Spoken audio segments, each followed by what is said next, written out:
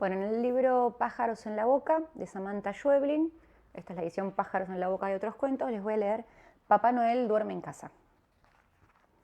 La Navidad en que Papá Noel pasó la noche en casa fue la última vez que estuvimos todos juntos. Después de esa noche, papá y mamá terminaron de pelearse, pero no creo que Papá Noel haya tenido nada que ver con eso. Papá había vendido su auto unos meses antes porque había perdido el trabajo y aunque mamá no estuvo de acuerdo, él dijo que un buen árbol de Navidad era importante esa vez y compró uno de todas formas. Venía una caja de cartón, larga y plana, y traía una hoja que explicaba cómo encajar las tres partes y abrir las ramas de forma que se viera natural.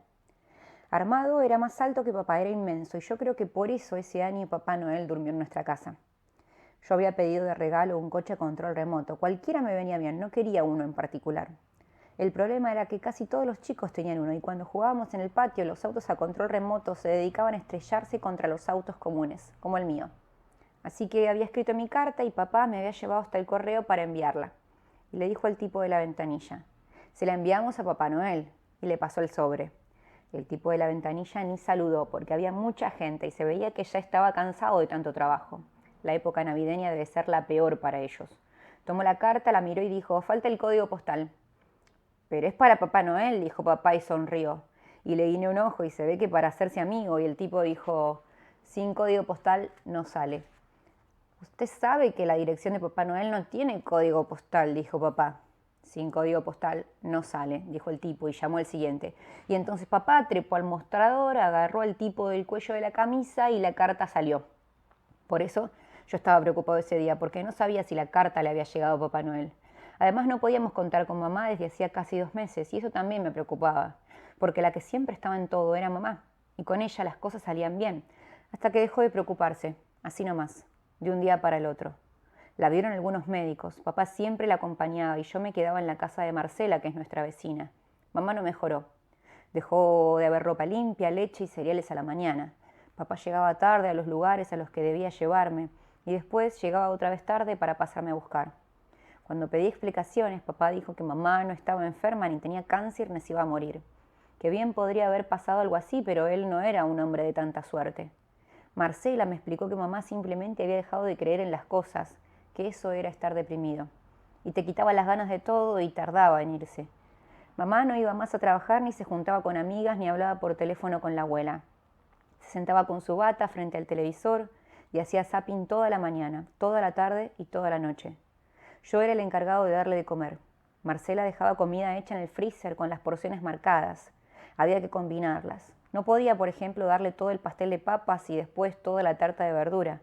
La descongelaba en el microondas y se la alcanzaba en una bandeja con el vaso de agua y los cubiertos. Mamá decía, gracias, mi amor, no tomes frío. Lo decía sin mirarme, sin perder de vista lo que sucedía en el televisor. A la salida del colegio me agarraba de la mano de la mamá de Augusto, que era hermosa. Eso funcionaba cuando venía a buscarme papá. Pero después, cuando empezó a venir Marcela, a ninguna de las dos parecía gustarle eso. Así que esperaba solo debajo del árbol de la esquina. Viniera quien viniera a buscarme, siempre llegaban tarde. Marcela y papá se hicieron muy amigos.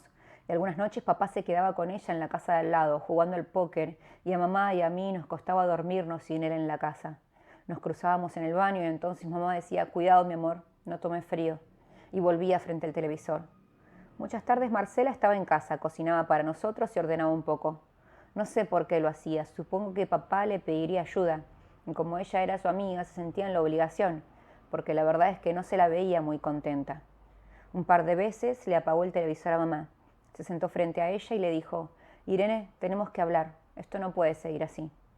Le decía que tenía que cambiar de actitud, que así no llegaría a ningún lado, que ella ya no podía seguir ocupándose de todo, que tenía que reaccionar y tomar una decisión o terminaría por arruinarnos la vida. Pero mamá nunca contestaba, y al final Marcela terminaba yéndose con un portazo y esa noche papá pedía pizza porque no había nada para cenar, y a mí la pizza me encanta. Yo le había dicho a Augusto que mamá había dejado de creer en las cosas y que entonces estaba deprimida, y él quiso venir a ver cómo era. Hicimos algo muy feo que a veces me avergüenza. Saltamos frente a ella un rato. Mamá apenas movía la cabeza cuando le tapábamos el televisor. Después le hicimos un sombrero con papel de diario.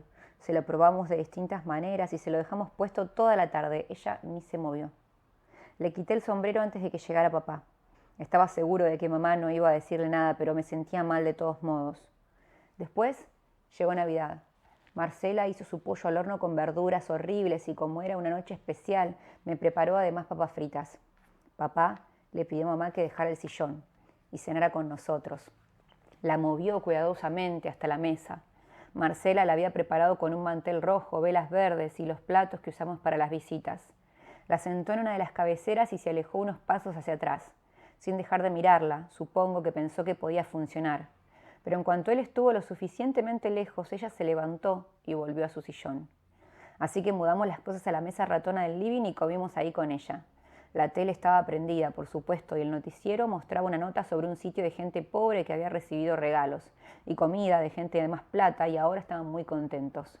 Yo estaba nervioso y miraba todo el tiempo el árbol de Navidad porque ya iban a ser las 12 y quería mi auto. Entonces mamá señaló el televisor. Fue como ver moverse un mueble. Mamá, papá y Marcela se miraron. En la tele Papá Noel estaba sentado en su living con una mano abrazado a un chico sentado sobre sus piernas y con la otra a una mujer parecida a la mamá de Augusto. La mujer se inclinaba y besaba a Papá Noel y Papá Noel te miraba y decía, y cuando vuelvo a casa solo quiero estar con mi familia. Y un logo de café se agrandaba en la pantalla. Mamá se puso a llorar. Marcela me tomó de la mano y me dijo que subiera al cuarto. Yo me negué. Volvió a decírmelo, esta vez con el tono impaciente con el que le habla mamá. Pero nada iba a alejarme esa noche del árbol. Cuando papá quiso apagar el televisor, mamá empezó a luchar con él para alejarlo, pero no lo consiguió. Sonó el timbre y yo dije, ¡es Papá Noel! Marcela me dio una cachetada y papá le gritó. Empezaron a pelear. Y aunque mamá aprovechó para encender de nuevo el televisor, Papá Noel ya no estaba en ningún canal.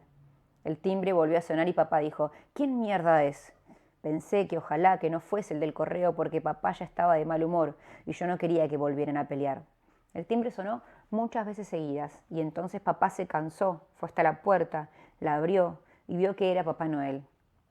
No era tan gordo como en televisión y se lo veía cansado. No podía mantenerse de pie y se apoyaba un momento de un lado de la puerta, otro momento del otro. ¿Qué quiere?, dijo papá. Soy Papá Noel, dijo Papá Noel.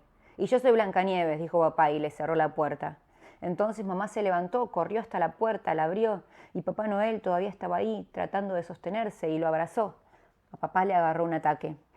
«¿Este es el tipo, Irene?», le gritó mamá y empezó a decir malas palabras y a tratar de separarlos. Y mamá le dijo a Papá Noel, «Bruno, no puedo vivir sin vos, me estoy muriendo».